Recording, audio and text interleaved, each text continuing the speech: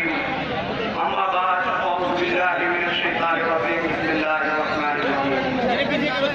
Stage पे तशरीफ फरमा आली जनाब मजलिस इत्तेहादुल मुस्लिमीन के प्रत्याशी हाजी असलम अंसारी साहब और हैदराबाद से तशरीफ लाए तमाम ओहदेदारान, जिम्मेदारान और स्टेज पर बैठे तमाम ओहदेदारान और जिम्मेदारान और मजलिस की मोहब्बत में यहाँ पर आए मेरे मोअज़्ज़िज़ साथियों, मेरे बड़ों, मेरे बुजुर्गों और जहाँ जहाँ मेरी आवाज जा रही है, मेरी पर्दा नशीबा बहनों, अस्सलाम वालेकुम। मेरे भाइयों, ये एक इंतखाबी जलसा रखा गया है और इंतखाबात का दौर है। आपके बीच में तमाम जमातें आएंगी आपको खुश करने के लिए, आपको रिझाने के लिए, आपको मनाने के लिए, लेकिन मजलिस इत्तेहादुल मुस्लिमीन आपसे कोई झूठे वादे करने नहीं आई, आपको खुश करने नहीं आई। मजलिस इत्तेहादुल मुस्लिमीन आपके हक और इंसाफ की आवाज लेकर आई है, आपके हक और इंसाफ को उठाने आई है। मेरे भाई, आप एक इरादा बनाइए और एक इरादे के साथ, एक इत्तेहाद के साथ मस्जिद के प्रत्याशी हाजी असलम अंसारी साहब को असेंबली में भेजिए ताकि ये भी जाकर आपके हक और इंसाफ की आवाज उठा सके। मैं आपको बता रहा हूं मेरे भाई, मेरे इन बातों पे थोड़ा गौर करिएगा कि मुल्क के हालात क्या है और मुल्क में क्या हो रहा है।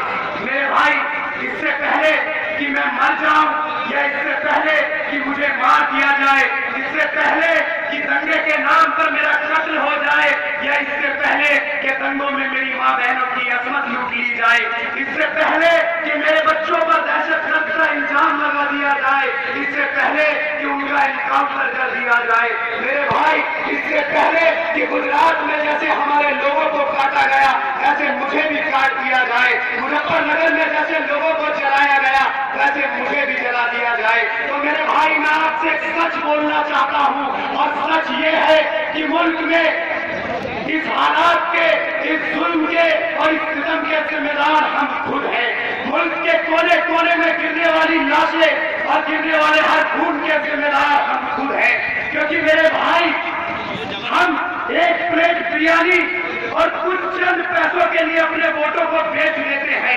एक प्लेट बिरयानी और चंद पैसों के लिए अपने बिरादरी और पूरे कौम का सौदा कर देते हैं।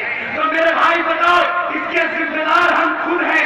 अगर हम एक इत्तेहाद ले आए, एक इरादा बना ले और एक ऐसा नुमाइंदा चुनकर लाए जो आपके हक और इंसाफ की बात कर सके, आपके वोट ही इंसानी हुक्मरानों को जिता कर लाते हैं और आपके बीच में लाकर ये जुल्म और सितम हम पर करते हैं। बताइए, मैं आपसे सवाल कर रहा हूं, आज सेकुलरिज्म के नाम पर हमें लूटा गया, मुजफ्फरनगर में हमारे लोग बेघर हुए, मुजफ्फरनगर में हजारों लोगों का खून बहा, मुजफ्फरनगर में मेरी माँ बहनों की इज्जत लूटी गई, मुजफ्फरनगर में मेरे बच्चों को मारा गया।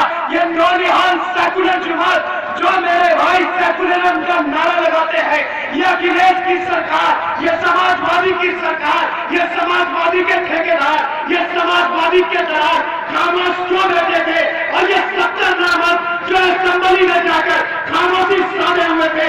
बताइए, आपको ऐसे 70 नामक चाहिए या हैदराबाद के ऐसे 7 मर्द चाहिए जो आपके हक और इंसाफ की बात करते हैं? मेरे भाई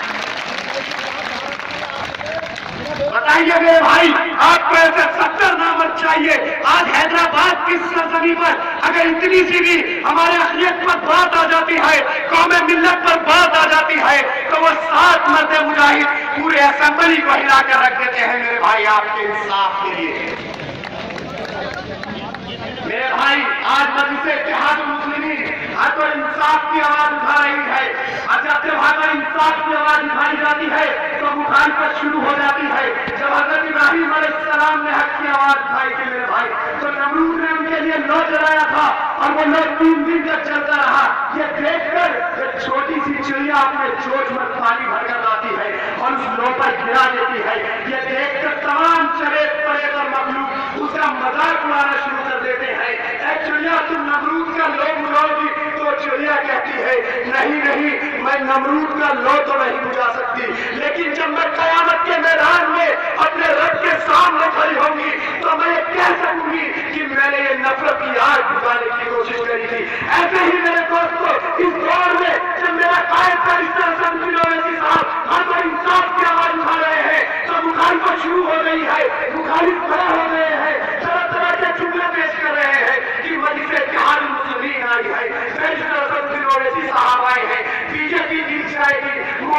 जाएगा। मेरे भाई, मजलिस इत्तेहादुल मुस्लिमीन किसी को जिताने या हराने नहीं आई। मजलिस इत्तेहादुल मुस्लिमीन आपके हक में इंसाफ की बात करने आई है। फैसला करिए, इरादा करिए कि हम इस दौर में हक और इंसाफ की आवाज उठाएंगे, ताकि हम भी अपने रब के सामने खड़े होकर ये कह सकेंगे कि हमने भी हक की आवाज उठाई थी। बहुत अच्छे भाई, बात कहीं तक नहीं ठहर जाती, मेरी आंखें ठहर जाती है मुजफ्फरनगर और गुजरात के दंगों पर। मेरी आंखें ढूंढने लगती है उस माँ के दर्द को। जरा सोचिए, उस माँ का दर्द क्या होगा जिसके सामने उसके बेटे का कत्ल कर दिया गया होगा, उसे नहुलुहान कर दिया गया होगा, उसके सामने उसे जिंदा जला दिया होगा।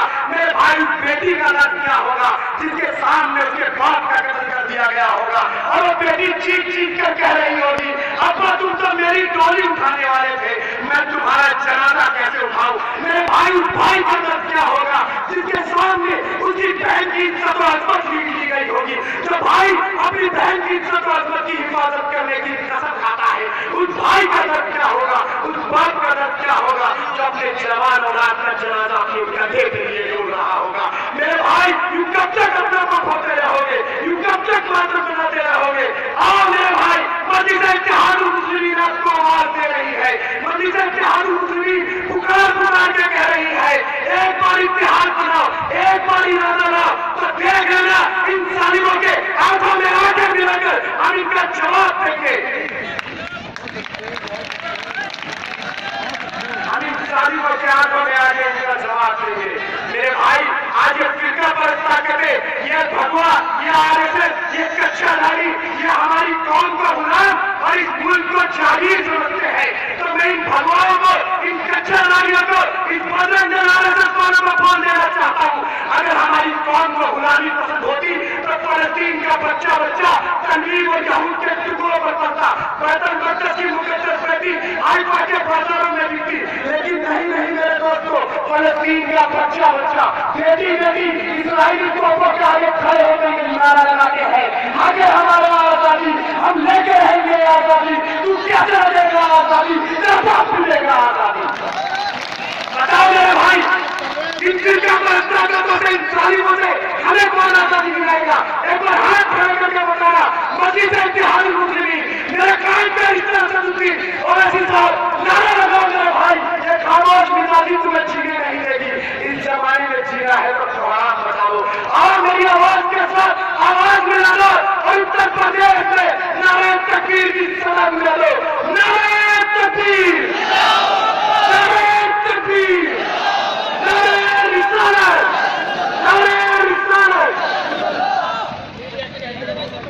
मेरे भाई, मैं आप लोगों से बताने जा रहा हूं, बहुत सारे लोग बैठे हैं, नहीं इंशाअल्लाह अभी बहुत सारे लोग बैठे हैं, मैं आपके बीच में आऊंगा। मैं आपको सिर्फ इतना बताता हुआ जा रहा हूं, जो मेरे भाई, अभी मैं आ रहा था रास्ते से तो मैंने देखा बड़े बड़े बैनर लगे हुए हैं, मान्यवर अखिलेश जी और राहुल गांधी के पोस्टर लगे हुए हैं और लिखा हुआ है उत्तर प्रदेश को ये साथ पसंद है। अरे मेरे भाई, जिस बेटे को बाप का साथ पसंद नहीं, जिस बेटे को बाप का साथ पसंद नहीं, बाप को बेटे का साथ पसंद नहीं, चाचा को भतीजे का साथ पसंद नहीं, भतीजे को चाचा का साथ पसंद नहीं, मेरे भाई इसको उनका साथ पसंद है जिसको दिल्ली की आवाम ने नीचे से ऊपर तक उठाकर फेंक दिया, और दिल्ली के अंदर जिसके पास एक भी सीटें नहीं, टूटी हुई कश्ती का सहारा लेकर कह रहे हैं उत्तर प्रदेश को यह साथ पसंद है। अरे उत्तर प्रदेश की आवाम को और मेरी अक़लियत को मजलिस इत्तेहादुल मुस्लिमीन का साथ पसंद है, बैरिस्टर असदुद्दीन ओवैसी का साथ पसंद है। पसंद है ना आपको मेरे भाई, पसंद है ना?